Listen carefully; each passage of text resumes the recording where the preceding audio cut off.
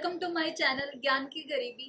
आज हम बात करने वाले हैं थर्ड सेमेस्टर में माइक्रोबायोलॉजी जो सब्जेक्ट है उसमें जो ब्रांचेस होती हैं माइक्रोबायोलॉजी की, उसके बारे में हम आज की वीडियो में जो है बात करने वाले हैं।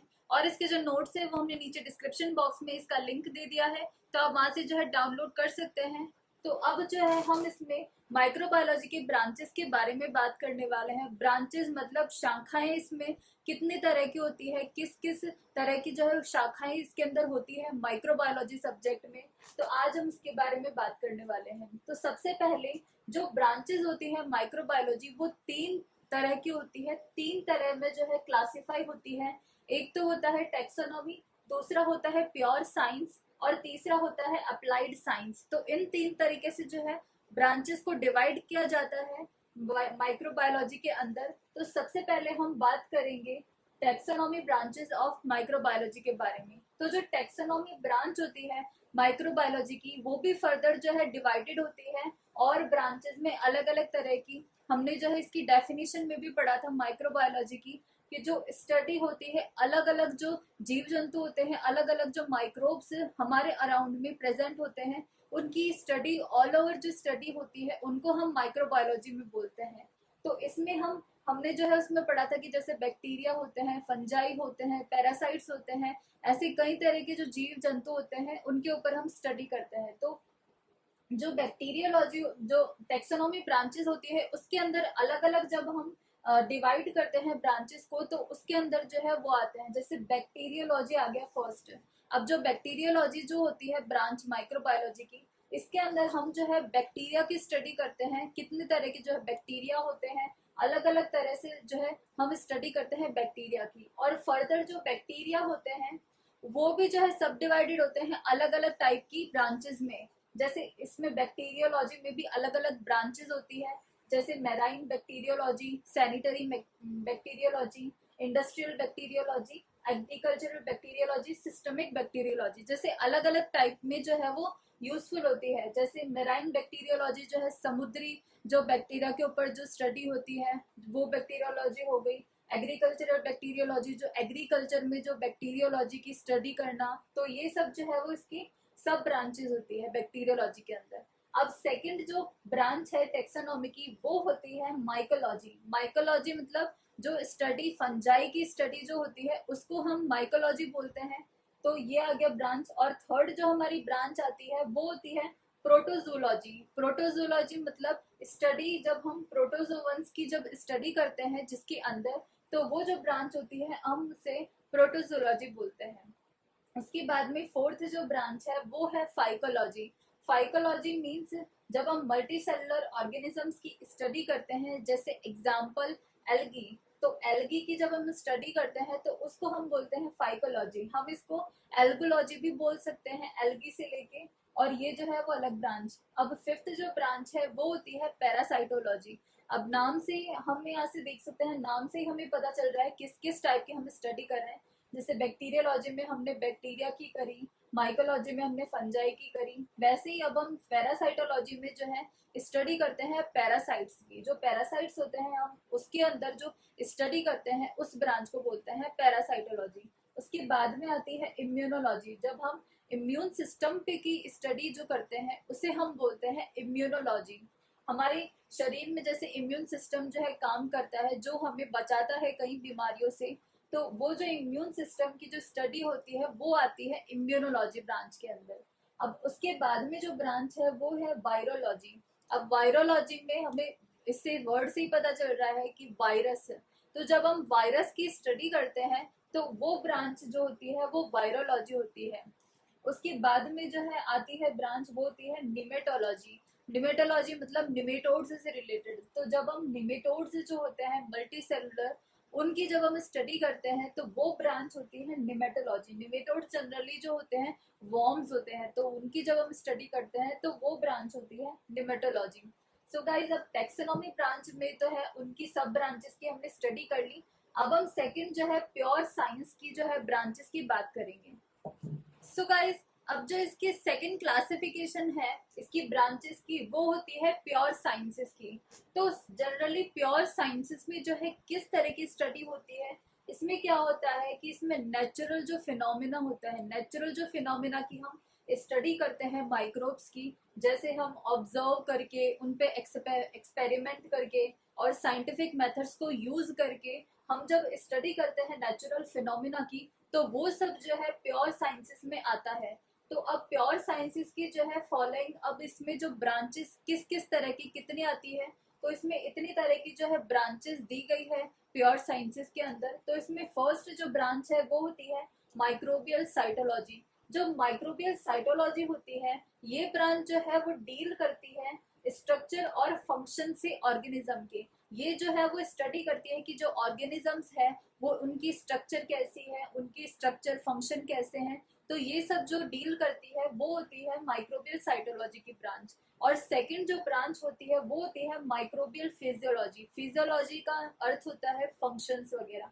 तो वही इसमें होता है कि जो ऑर्गेनिजम्स होते हैं उनके डिफरेंट पार्ट्स और नॉर्मल जो फंक्शंस होते हैं उनकी स्टडी जो होती है वो ब्रांच के अंदर आती है माइक्रोबियल फिजियोलॉजी। उसके बाद में जो थर्ड ब्रांच होती है वो होती है माइक्रोबियल इकोलॉजी। इकोलॉजी से हमें समझ में आ गया कि सराउंडिंग्स या फिर हैबिटेट की बात हो रही है, कि जैसे किस ऑर्गेनिज्म जो है वो कौन सी हैबिटेट में रहते हैं और कौन से सराउंडिंग्स में रहते हैं। तो वो ब्रांच जो इसकी स्टडी करती है वो होती है माइक्रोबियल इकोलॉजी।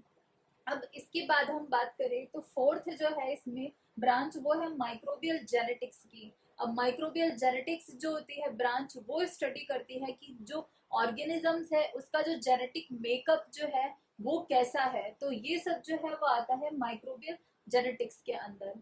तो ये थी pure sciences branches of microbiology. अब थर्ड हम पढ़ेंगे अप्लाइड जो साइंस होती है उसके बारे में, कि उसमें जो है कितनी ब्रांचेस आती है।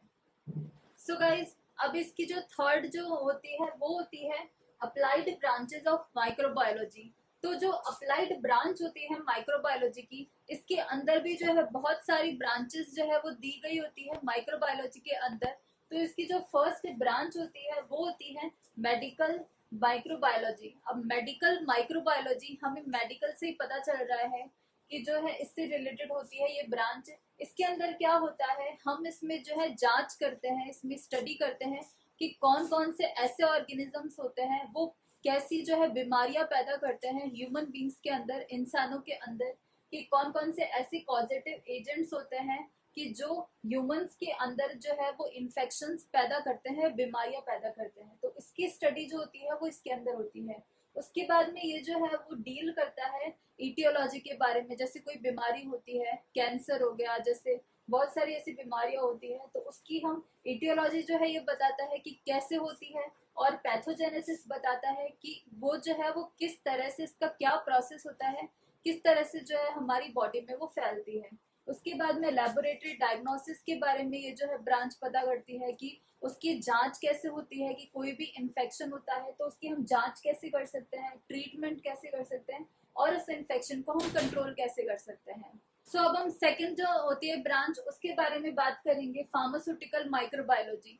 इसके अंदर क्या होता है, ये जो है वो स्टडी करती है माइक्रो ऑर्गेनिजम्स की, उन माइक्रो ऑर्गेनिजम्स की स्टडी करती है जो कि रिस्पॉन्सिबल होते हैं production of antibiotics, enzymes, vaccine, vitamin वगैरह के लिए। जैसे ऐसे माइक्रो ऑर्गेनिजम्स की स्टडी करती है जो कि बहुत ही ज्यादा यूजफुल होते हैं फार्मास्यूटिकल जो प्रोडक्ट्स होते हैं उनको बनाने के लिए। जब फर्स्ट हमने पढ़ा था तो वो हम स्टडी कर रहे थे ऐसे पॉजिटिव एजेंट्स की जो कि बीमारियां पैदा कर रहे थे, लेकिन हम फार्मास्यूटिकल माइक्रोबायोलॉजी में उन डील करते हैं, उस स्टडी करते हैं उन माइक्रोब्स की जो कि जो है बहुत ही ज्यादा यूजफुल होते हैं ऐसे माइक्रो ऑर्गेनिजम्स की, जैसे फार्मास्यूटिकल प्रोडक्ट्स जो प्रोड्यूस करते हैं। जैसे उसके अंदर आता है एंटीबायोटिक्स हो गए, एंजाइम्स हो गए, वैक्सीन हो गया, विटामिन हो गए। तो इन सब की जो है स्टडी करते हैं। थर्ड जो ब्रांच होती है वो होती है इंडस्ट्रियल माइक्रोबायोलॉजी की। इंडस्ट्रियल माइक्रोबायोलॉजी मतलब हो गया कि हम इसमें जो इंडस्ट्रिकली लेवल पे जो यूजफुल होते हैं माइक्रो ऑर्गेनिजम्स उनकी स्टडी करते हैं। जैसे बहुत ही ज्यादा हम प्रोडक्शन करते हैं इंडस्ट्रीज में, जो अल्कोहलिक बेवरेजेस होते हैं, विटामिन होते हैं, अमीनो एसिड्स होते हैं, एंजाइम्स होते हैं।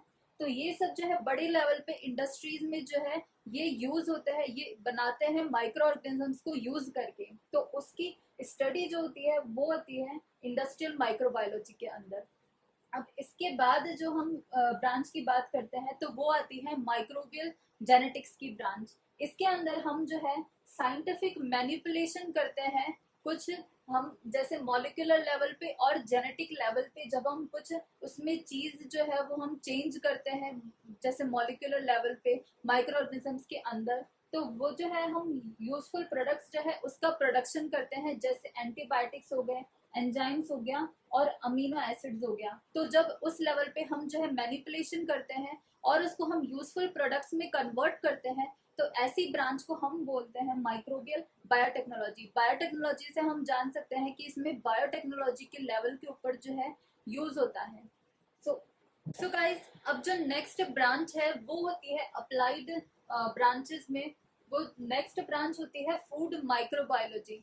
फूड माइक्रोबायोलॉजी मतलब हमें नाम से ही पता चल रहा है कि ये ऐसी ब्रांच होती है जो कि डील करती है उससे कि जो इंटरेक्शन ये पता करती है कि माइक्रो ऑर्गेनिजम्स का फूड के साथ में जो है कैसा इंटरेक्शन होता है। जैसे कई माइक्रो ऑर्गेनिजम्स ऐसे होते हैं जो कि फूड जो होते हैं उसको खराब कर देते हैं, स्पॉइल कर देते हैं। जैसे हम ब्रेड जो है वो लाते हैं, तो जब ज्यादा दिन तक वो ब्रेड रह जाती है तो वो बिल्कुल कंटेमिनेट स्पॉइल हो जाती है माइक्रो ऑर्गेनिजम्स के द्वारा। और जैसे हम मिल्क जो होता है वो भी कई बार स्पॉइल हो जाता है।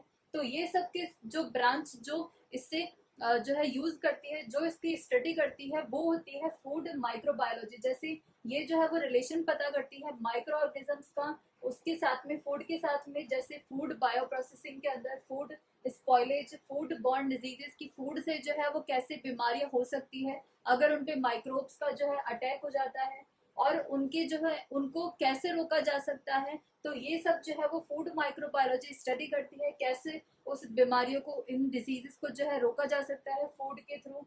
और जो है इसमें प्रिपरेशन भी करते हैं और प्रिजर्वेशन भी करते हैं फूड का, जो कि हेल्दी होता है। उसके बाद में जो ब्रांच आती है वो होती है सॉइल माइक्रोबायोलॉजी की। इसके अंदर जो है हम देखते हैं कि जो माइक्रोबियल फ्लोरा होता है उसकी हम जो है स्टडी करते हैं। और हम स्टडी करते हैं जो माइक्रो ऑर्गेनिजम्स जो सॉइल में जो होते हैं, जो सॉइल के अंदर जो माइक्रो ऑर्गेनिजम्स प्रेजेंट होते हैं उनके बीच की जो रिलेशनशिप्स होती है, हम उनके बारे में जो है उनके इंटरेक्शन के बारे में हम स्टडी करते हैं सॉइल माइक्रोबायोलॉजी के अंदर। इसके बाद में जो ब्रांच आती है वो होती है एग्रीकल्चर माइक्रोबायोलॉजी। इसके अंदर हम जो है वो रिलेशनशिप्स पता करते हैं माइक्रो ऑर्गेनिजम्स और क्रॉप्स के बीच में। जो हम खेती करते हैं, जो एग्रीकल्चर जो होता है उसके अंदर जो क्रॉप्स होते हैं उनके बीच में और माइक्रोब्स के बीच में रिलेशनशिप पता करते हैं कि कैसे जो माइक्रोब्स होते हैं वो कैसे बेनिफिशियल हो सकते हैं क्रॉप्स को और यील्ड बढ़ाने के लिए, कि कैसे उसकी जो है बढ़ सकती है यील्ड। और हम उसकी भी स्टडीज में करते हैं कि अगर कुछ माइक्रो ऑर्गेनिजम्स जो कि अगर बिगाड़ देते हैं, अगर क्रॉप्स जो है उनको कंटेमिनेट कर देते हैं, तो ये सब जो स्टडी होती है कि नुकसान कैसे कर सकते हैं और फायदा कैसे कर सकते हैं क्रॉप्स को एग्रीकल्चर के अंदर, तो वो जो स्टडी होती है वो होती है एग्रीकल्चरल माइक्रोबायोलॉजी के अंदर। अब जो नेक्स्ट ब्रांच होती है वो होती है एक्वेटिक माइक्रोबायोलॉजी। इसके अंदर, इस ब्रांच के अंदर हम जो है वो स्टडी करते हैं उन माइक्रो ऑर्गेनिजम्स की और उनकी एक्टिविटीज की, कि कैसे वो जो है वो बिहेव करते हैं लेक्स के अंदर, रिवर्स के अंदर और सीज के अंदर। किस किस तरह के माइक्रो ऑर्गेनिजम्स जो है वो पाए जाते हैं। जैसे एक्वेटिक ही हो गया कि जो वाटर के अंदर जो माइक्रो ऑर्गेनिजम्स रहते हैं उनकी स्टडी जो होती है वो आती है एक्वेटिक माइक्रोबायोलॉजी के अंदर। उसके बाद में जो ब्रांच है वो होती है एयर माइक्रोबायोलॉजी। एयर माइक्रोबायोलॉजी में क्या होता है कि ये जो है वो रोल इसमें पता किया जाता है एरोस्पोरो का। तो ये जो है एक माइक्रोब भी होता है एरोस्पोरा, उसका जो है हम देखते हैं कि वो कैसे जो है बिहेव करता है और कैसे कंटेमिनेट करता है, मतलब बिगाड़ता है, कैसे फूड को जो है वो बिल्कुल बिगाड़ देता है, खराब कर देता है, उसके बारे में हम स्टडी करते हैं। और कैसे जो है प्लांट्स और एनिमल्स में डिजीज होती है एयर के थ्रू। अब एयर माइक्रोबायोलॉजी है तो उसमें हम ये भी देखते हैं कि कैसे एयर के थ्रू प्लांट्स और एनिमल्स के अंदर माइक्रोब्स जो है वो बीमारियां कैसे पैदा करते हैं। उसके बाद में हम जो है ब्रांच की बात करते हैं एपिडेमियोलॉजी। ये जो है वो लास्ट होती है।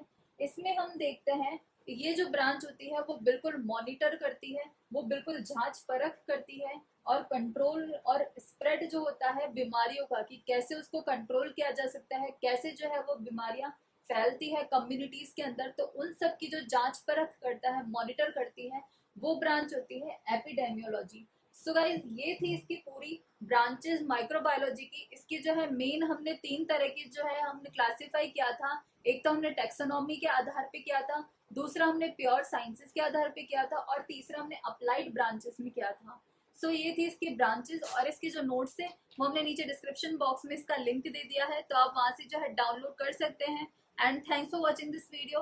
And if you like this video, please hit the like button and subscribe my channel Gyan Ki Garibi, and hit the bell icon to get notifications for my new videos.